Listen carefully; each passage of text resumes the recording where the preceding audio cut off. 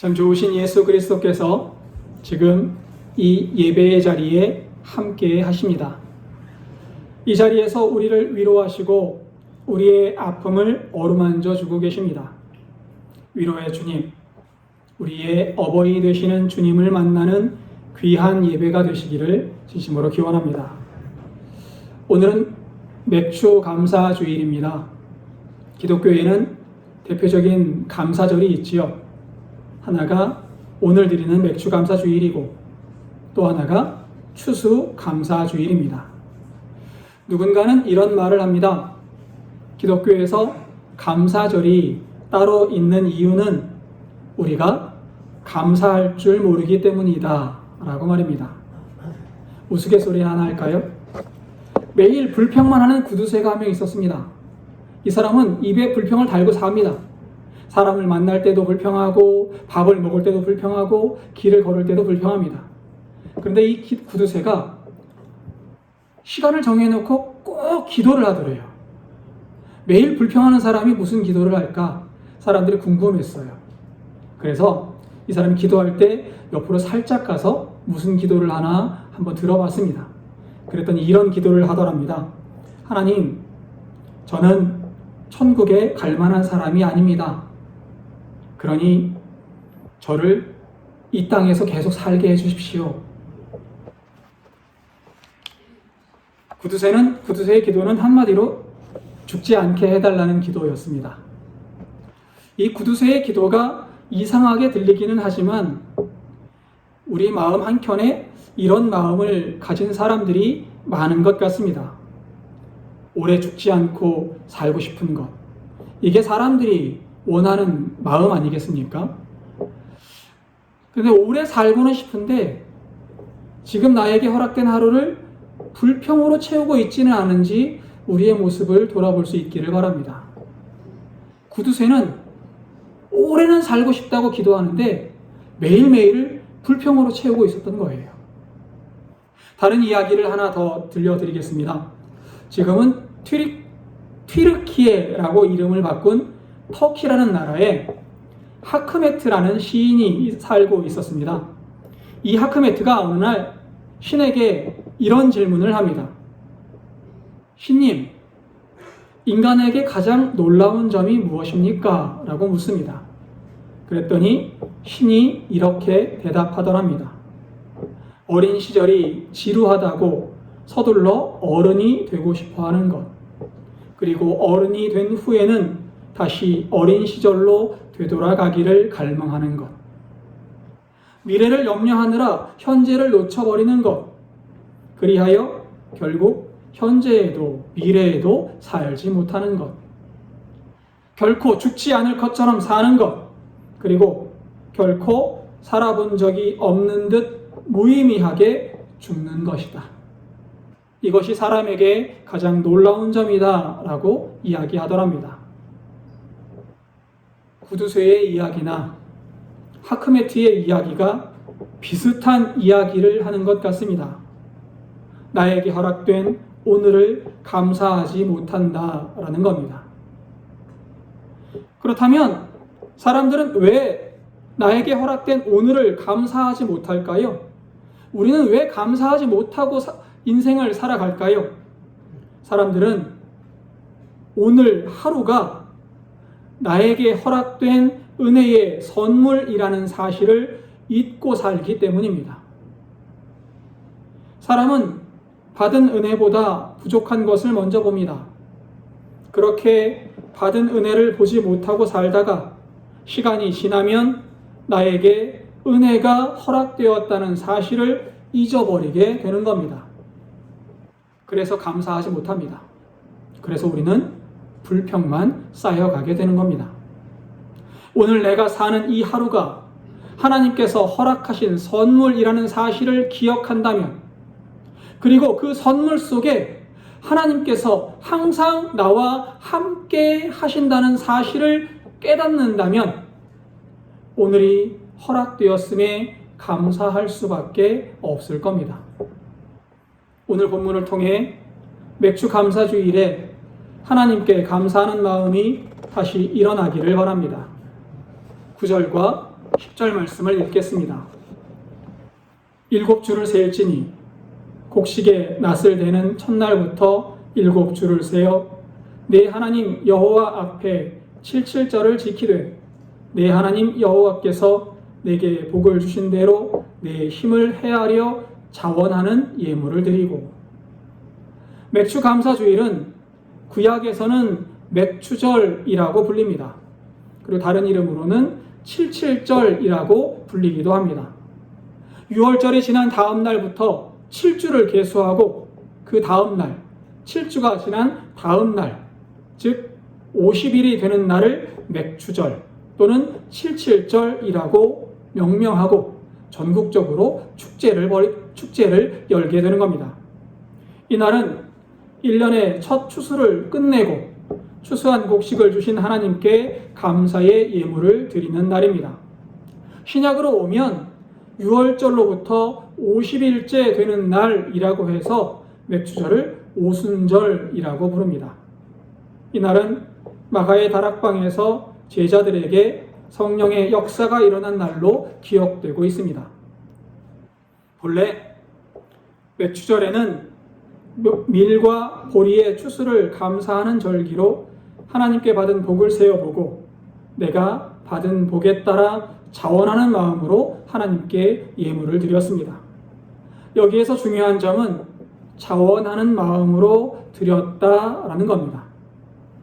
이스라엘은 수확한 농작물이 하나님께서 허락하신 복이라고 믿었습니다. 넘치는 복을 받았으니 감사하는 마음으로 예물을 드려야 합니다. 하나님께서 비와 이슬을 허락하셨고 햇빛과 구름을 허락하셔서 내가 먹고 살 수 있는 양식을 주셨음을 고백하고 그 마음을 담아 하나님께 예물을 드려야 합니다. 하나님은 예물의 크고 작음을 보시는 분이 아닙니다. 하나님은 내가 받은 은혜를 기억하는 마음을 보시는 분입니다. 하나님은 우리가 살아가는 모든 날이 하나님께서 주신 선물임을 기억하기를 바라고 계십니다. 그리고 그 기억한다는 증표가 하나님께 드리는 마음을 담은 예물인 거예요. 복길교회 교우 여러분, 오늘 우리에게 허락된 하루는 주님께서 허락하신 은혜의 날임을 잊지 마시기 바랍니다. 그리고 11절입니다. 너와 내 자녀와 노비와 내 상중에 있는 레위인과 및 너희 중에 있는 객과 고아와 과부가 함께 내 하나님 여호와께서 자기의 이름을 두시려고 택하신 곳에서 내 하나님 여호와 앞에서 즐거워할지니라. 맥추절에는 가난한 사람, 고아, 과부, 여행객들과 함께 하나님께 감사하는 축제가 열립니다. 하나님께서 나에게 복을 주셨으니 내가 받은 복을 가지고 공동체와 함께 즐기라는 겁니다.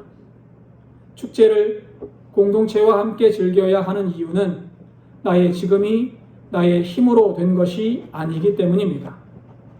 하나님께서 생명을 허락하셨고 하나님께서 복을 주셨기 때문에 나는 오늘 이 하루를 살아갈 수 있습니다.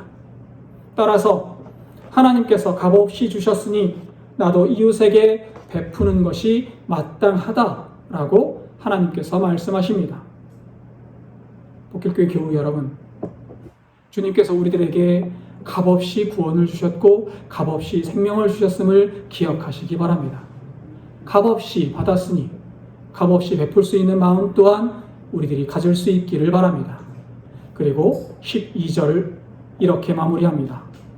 너는 애굽에서 종되었던 것을 기억하고 이 규례를 지켜 행할지니라.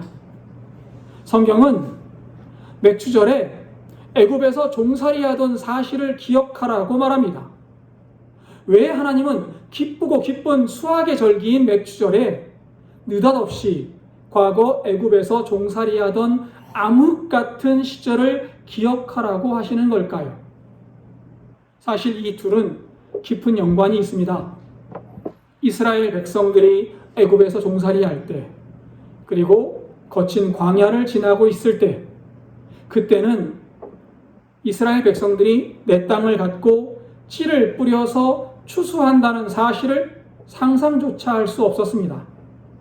그래서 오늘 손에 쥔 이 보리와 밀 이삭은 하나님께서 그 지긋지긋했던 종살이에서 우리를 구원하셔서 약속의 땅으로 인도하셨다라는 사실을 증거하는 살아있는 구원의 증명이라는 겁니다.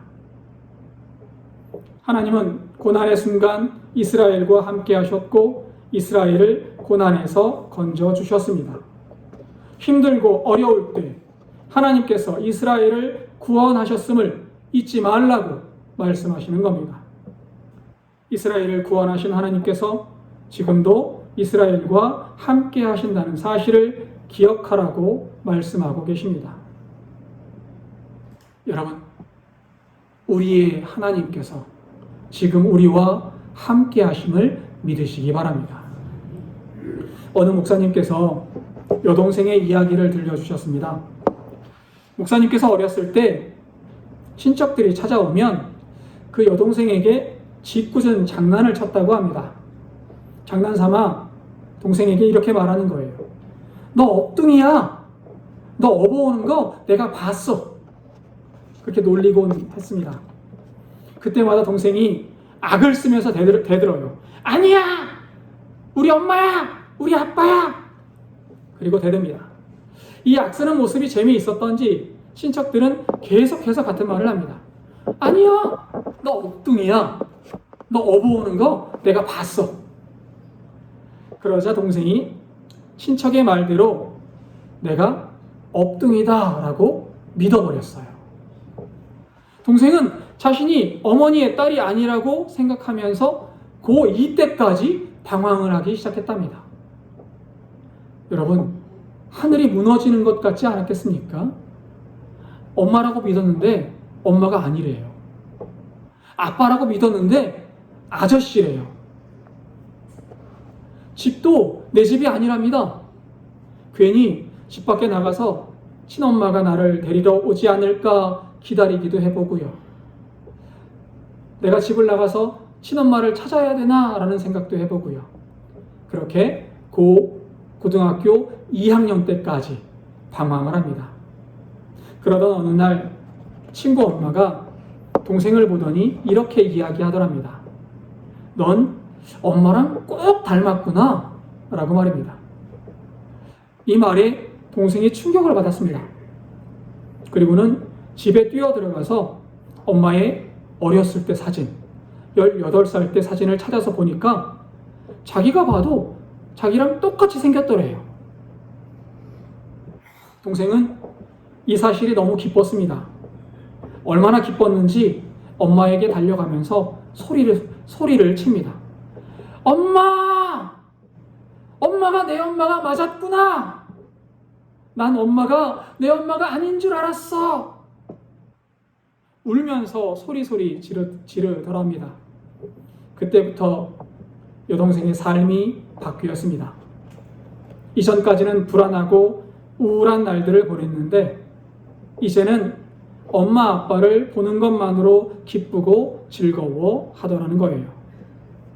목사님의 여동생은 엄마가 내 엄마인 것을 확인하니까 즐겁고 감사가 넘쳐났습니다. 우리도 똑같습니다. 하나님이 나의 하나님이라는 사실이 정말로 믿어지는 순간 모든 것이 바뀌게 됩니다. 하나님이 나의 하나님이시고 나의 하나님이 나와 함께 하신다는 사실이 믿어지는 순간 우리의 삶은 기쁨과 감사가 넘쳐나게 됩니다.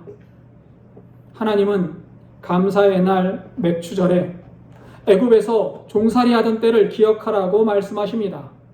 그 말씀은 어느 순간에도 하나님은 이스라엘과 함께 하셨다는 사실을 기억하라고 말씀하시는 겁니다.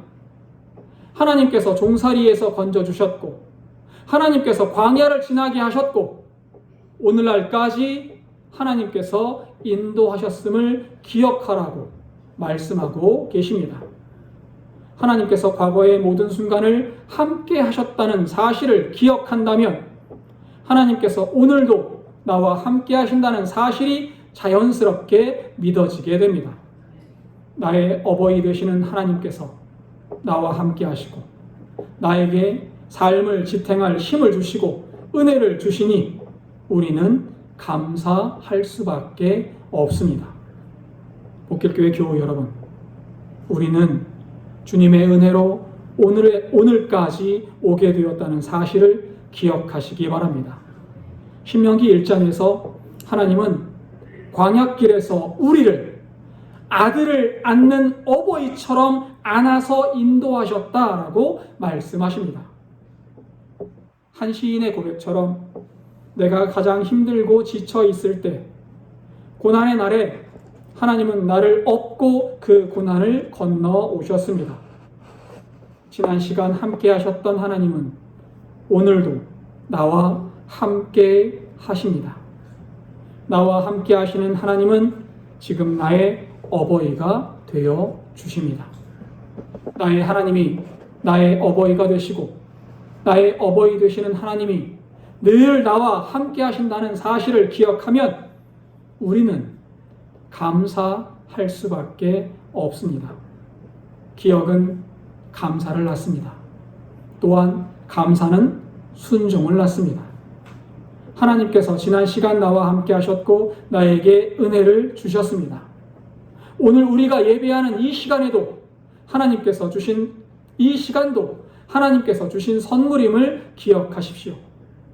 지난 은혜를 기억하는 사람은 오늘 하나님께 감사합니다. 오늘 하나님께 감사하는 사람은 하나님의 말씀을 따라 살게 됩니다.